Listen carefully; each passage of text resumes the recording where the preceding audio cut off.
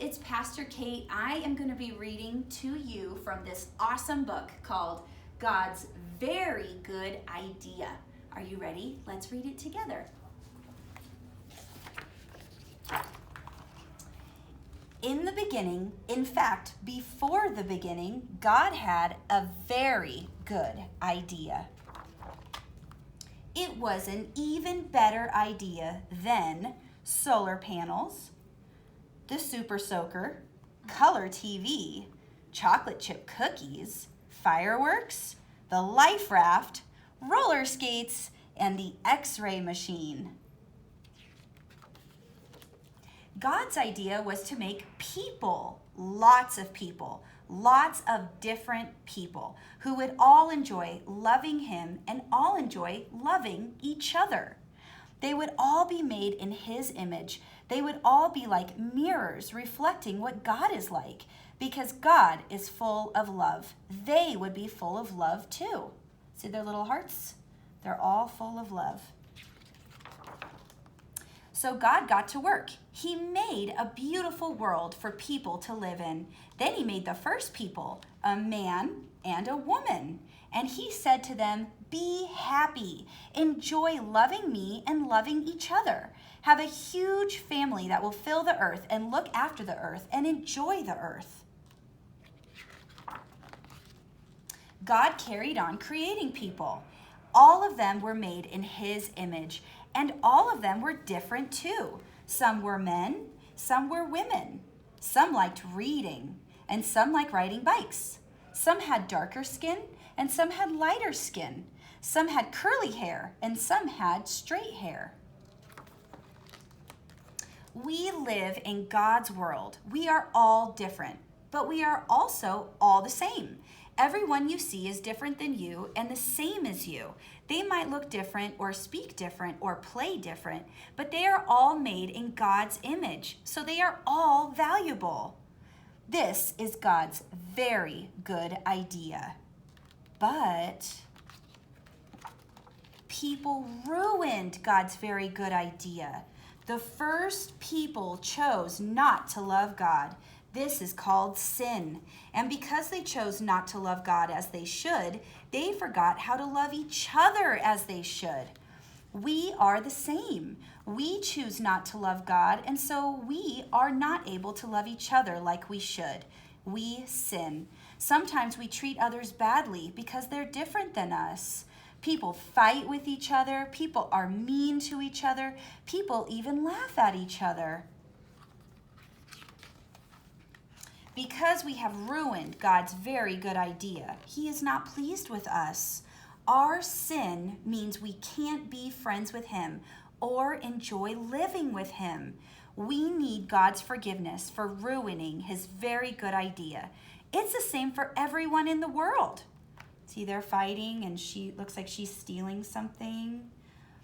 People who like reading need forgiveness, and people who like riding bikes need forgiveness. People with darker skin need forgiveness, and people with lighter skin need forgiveness. People with curly hair need forgiveness, and people with straight hair need forgiveness. But God was not surprised by people ruining things. He had always had a very good plan to rescue his very good idea. This is Jesus being born, and this is Jesus being baptized, and this is when he fed the loaves and fish.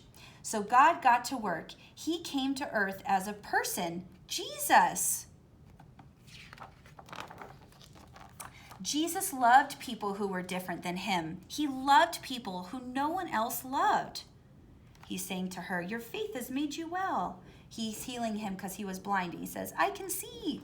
He always enjoyed loving all the different people he met. Jesus shows us how to enjoy loving each other. But people didn't love Jesus. Instead, they hated him. They put him on a cross to die. But this was part of God's plan. On the cross, Jesus took our sin so that we can be forgiven. Jesus forgives his people for their sins. Jesus didn't stay dead. He rose back to life and then went back to live in heaven. And then he gave people his spirit to help them enjoy loving him and loving all the different people they know. Jesus helps us to love each other.